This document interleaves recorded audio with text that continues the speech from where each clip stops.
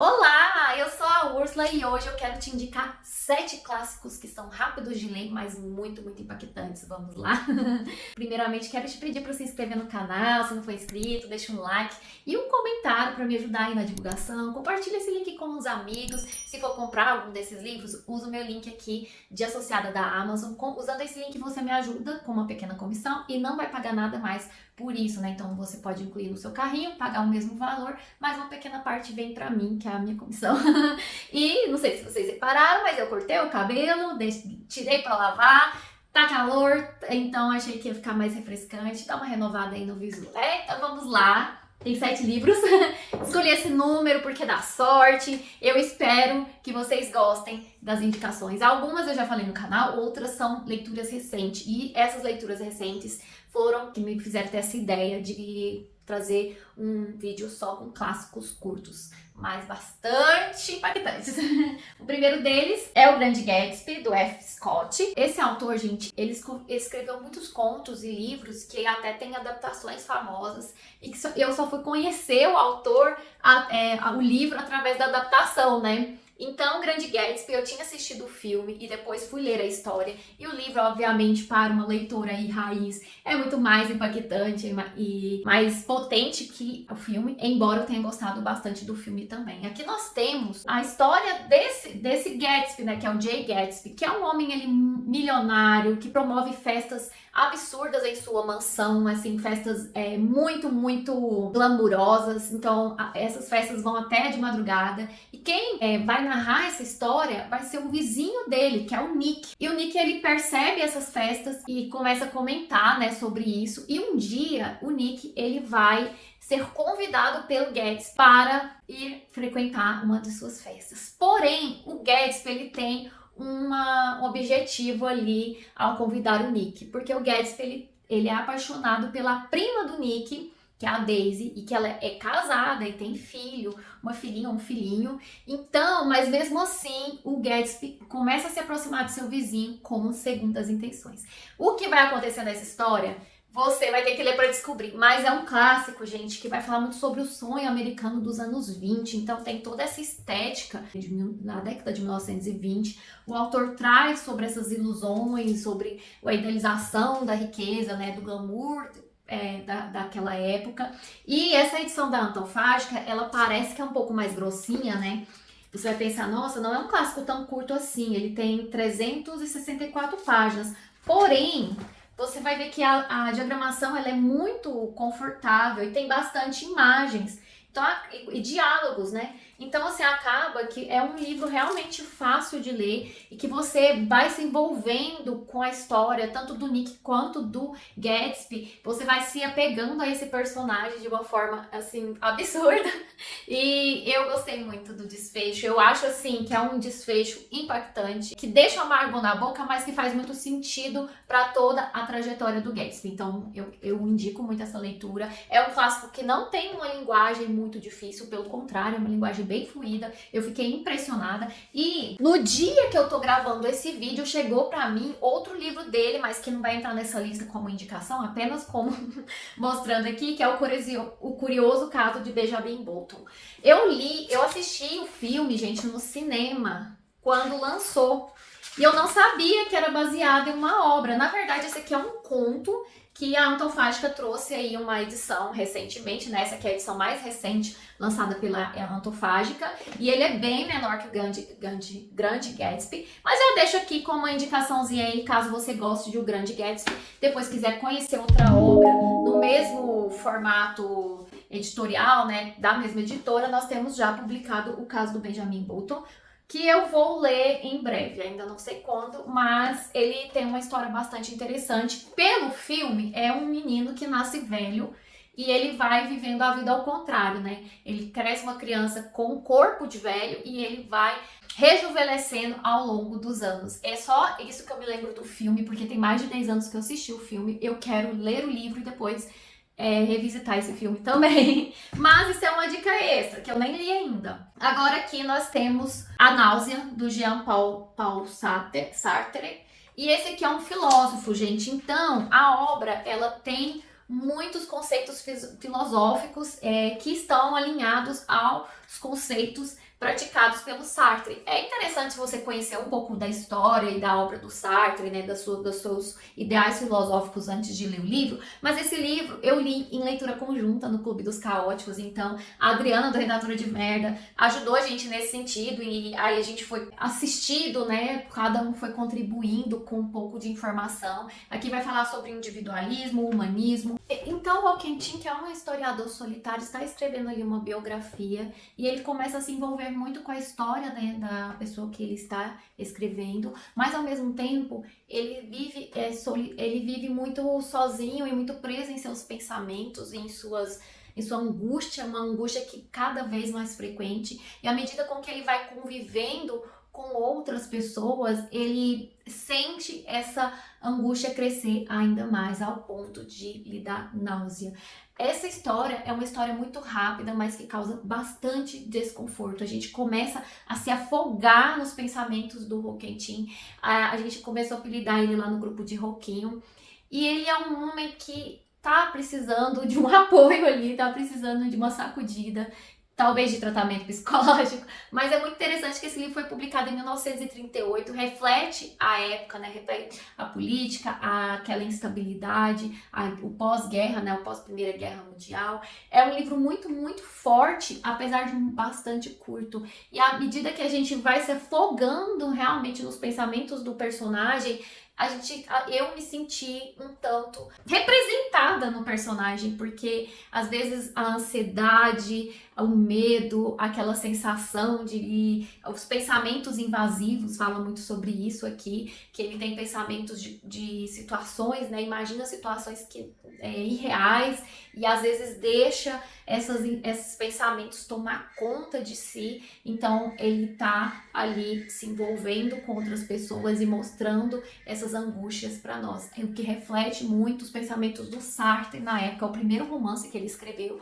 Até então ele escrevia textos mais de não ficção. Esse aqui ele escreveu por recomendação de sua esposa, né, que achou que seria interessante ele trazer os pensamentos filosóficos na forma de um romance e que reflete muito dele aqui. Eu acho que é um livro que vai te impactar. Talvez você não consiga se conectar com o personagem, algumas pessoas do grupo se conectaram, outras não, mas é uma leitura muito, muito interessante para quem gosta aí de estudar um pouquinho de filosofia. Eu, depois de ler O Mundo de Sofia, comecei a me interessar mais por filosofia e eu achei muito legal, já quero ler outras obras do. Tenho aqui O Senhor das Moscas, do William Golding. Embora eu nunca tenha assistido nenhuma adaptação e nem conheci a história do livro, depois que eu li esse livro eu percebi quantas outras obras se inspiraram em Senhor das Moscas, a começar ali por Battle Royale, Jogos Vorazes e tantas outras histórias, porque o que vai acontecer aqui? Durante a Segunda Guerra Mundial, aqui nesse universo, esse livro foi publicado em 1954, ele tem muito do pós-guerra aqui, né? Muita reflexão sobre a situação política e econômica vivida pelo próprio autor. E o que vai acontecer? Um avião vai cair em uma ilha deserta e várias crianças vão sobreviver, vão ser as únicas sobreviventes. O próprio condutor do avião vai morrer. Então não tem nenhum adulto e essas crianças estão sozinhas nessa ilha. E elas vão precisar sobreviver. E começa o livro com duas crianças, que é o Ralph e o Porquinho.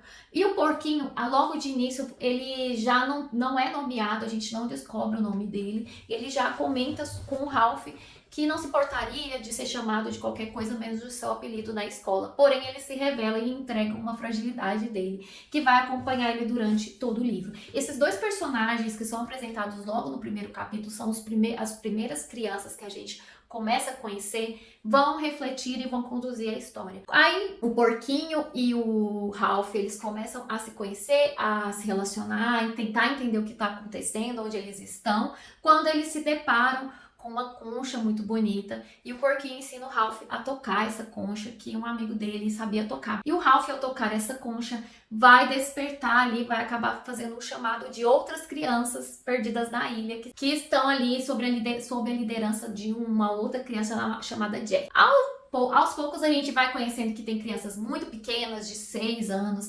até os maiores, que têm por volta de 11, 12 anos. E, gente, o que acontece nessa ilha deserta vai saindo completamente do controle. Então a gente percebe o quanto essas crianças necessitam de uma orientação de um adulto, e a princípio elas tentam se organizar, escolher um líder e tentar definir tarefas, mas ao longo do livro, ao longo da história, vão acontecendo coisas que fogem à nossa imaginação e que vão te surpreender, e vão falar muito sobre a capacidade do ser humano de fazer coisas para sobreviver. É um livro curto, mas que me impactou. Eu marquei bastante, também li junto com o Clube dos Caóticos. Eu só indico que você leia, né? Vai falar sobre ilha deserta, crianças tentando sobreviver, organização, relações humanas, inimizades e amizades. E eu recomendo, é um clássico muito, muito interessante que inspirou vários outros livros, vários outros autores. Outro livro agora no quesito de terror, do Ira Levin, é O Bebê de Rosemary. Eu acho que eu já comentei ele aqui sobre livros para ler em um dia. Essa edição aqui é da Darkside, ela vem com a capa original do primeiro livro, da primeira publicação, e basicamente, como o próprio nome diz, nós temos a Rosemary. Ela é recém-casada com o Guy, que é um ator, ele é um ator. Só que ele não é um ator que está com a carreira muito ali, ele está com a carreira em ascensão, ele ainda não conseguiu nenhum papel grande, nem muito importante. E eles estão procurando um lugar para morar, um apartamento. Eles fecham ali um contrato de locação de um aluguel em um apartamento determinado, porém a Rosemary fica sabendo de um apartamento que está com vaga, né, para alugar num prédio muito ali renomado, muito importante e um clássico, né, que ela quer morar nesse prédio. Então eles acabam dando um jeito ali de cancelar o contrato anterior para ir morar nesse prédio. E esse prédio já foi palco de alguns acontecimentos bem bizarros, algumas mortes misteriosas, porém nada vai impedir a Rose de morar no lugar onde ela tem um sonho de morar. E ela é uma mulher que a família era muito religiosa, porém ela acabou abandonando, né, acabou sendo rejeitada pela família porque ela casou com um homem nada religioso, um ator, então que tem uma profissão ali não muito bem vista pela família, e a única pessoa que ela conta é um amigo, que é um senhor que a ajuda, né, e ela não tem outros amigos na cidade, ela não tem ninguém. Quando ela chega nesse prédio, ela vai conhecer uma moça muito jovem, mas que vai sofrer uma coisa bem terrível logo nas primeiras páginas. Ela também vai conhecer um casal de idosos que parece ser bem prestativo, mas ao mesmo tempo um tanto estranho. Ao longo dos meses, essa relação da Rose com o seu marido e o casal, né, de idosos vai se estreitar. Ela vai engravidar, já isso não é spoiler porque tá no próprio título do livro. E muitas coisas estranhas vão começar a acontecer nessa gravidez e ao redor da Rose. E ela vai demorando para perceber. E como ela demora para perceber, a gente vai pegando as pistas que ela não está vendo, né? Então o autor faz essa brincadeira. E, gente, tem muitos gatilhos aqui. Eu acho que eu não comentei, mas aqui em Senhor das Moscas também tem gatilhos de violência. Aqui tem gatilhos de violência, de estupro, de abuso mesmo, né? É muito interessante tomar cuidado. Mas é um livro rápido, que tem um plot atrás do outro. É muito frenético e a gente fica o tempo todo angustiado, né? Querendo o bem da Rose, querendo que ela saia da situação, querendo que alguém apareça e ajude essa mulher, porque vão acontecendo muitas coisas ao redor dela e com ela também. E você quer um final feliz. Se vai ter, só lendo pra saber. Tem um filme. Eu nunca assisti o filme clássico, mas tenho vontade. Porém, eu indico que você leia, depois veja o filme e me diga se você vai gostar, tá bom? Esse aqui é um clássico da minha querida autora favorita da vida, Charlotte Brontë. É O Professor. Foi o primeiro romance que ela escreveu e tentou publicar por muito tempo, sem sucesso. O Professor tem muitas semelhanças com Villette, porque a autora aproveitou a trama de O Professor para escrever Villette, né? Ela, a certo momento de sua vida, desistiu de publicar O Professor, escreveu Villette usando a mesma ambientação, a cidade de Bruxelas.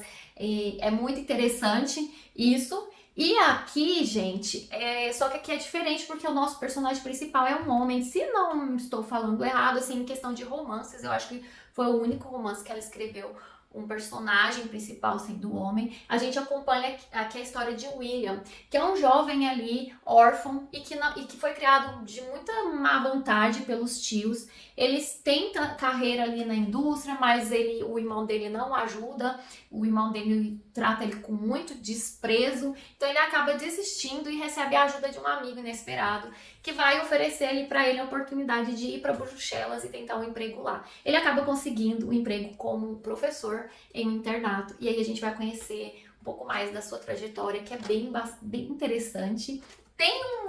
Eu acho que esse aqui é um romance menorzinho da Charlotte. A gente percebe, se você já leu outros livros dela, como Jane Eyre, como Villette, foram esses dois romances que eu li, né, Jane Eyre e Villette, você percebe que aqui a Charlotte ainda tá começando realmente da carreira de escritora, ainda tem algumas falhas, não é tão bem ambientado quanto os outros, mas é uma história muito rápida de ler e que talvez seja uma boa introdução caso você nunca tenha lido Charlotte, né? Caso você nunca tenha lido As Irmãs Brontë ou Brontë, você vai gostar de começar por esse livro porque ele é curto. Eu me emocionei muito porque eu me senti acolhida. É pra mim uma leitura de conforto, os livros da Charlotte. Quero ler Shirley, mas tá um pouquinho cara a edição, vou deixar mais pra frente. Porém, super indico o professor, então eu acho que é uma história que vai atingir seu coração, tem alguns mistérios, tem um plot interessante e é muito bacana, muito gostosinho acompanhar a história do William. E, gente, escrita muito, muito fluida, você não vai ter dificuldade, nem vai se sentir sufocado, não é um clássico difícil de ler, tá? Você vai ler rapidão. Tá acabando, agora eu vou indicar 2 livros nacionais. O primeiro deles é o Antes do Baile Verde, da Lígia Fagundes Telles. Esse aqui é um livro de contos. Eu estou indicando ele mais uma vez porque ele tem um elemento muito interessante, né? Com cada conto, a Lígia sempre traz um plot bastante chocante. Então, você vai poder ler um conto por dia, por exemplo, se você tem pouco tempo. E a linguagem da Lígia é muito, muito tranquila. Eu acho a linguagem muito fácil para todos os tipos de leitores. Tem contos variados, mas em geral eles começam de forma bem suave e vão ficando medonhos à medida que chega pro final do conto. E sempre tem um plot muito interessante. Então, eu acho que é um clássico aí nacional. Reúne um pouco da obra da Lígia, que eu acho que dessas coletâneas de contos que ela tem, é uma das mais interessantes. Então, eu indico bastante esse daqui. Não vou falar exatamente sobre o conto, mas já digo que o Antes do Baile Verde não é o meu favorito dos contos aqui. Mas todos os outros contos eu achei muito, muito interessantes também. E é uma leitura nacional aí. Tem uma coletânea de vários anos, então eu acho que é uma boa porta de entrada para a autora. Por último, vou indicar uma autora goiana, é a Cora Coralina, Poemas dos Becos de Goiás e Histórias Mais.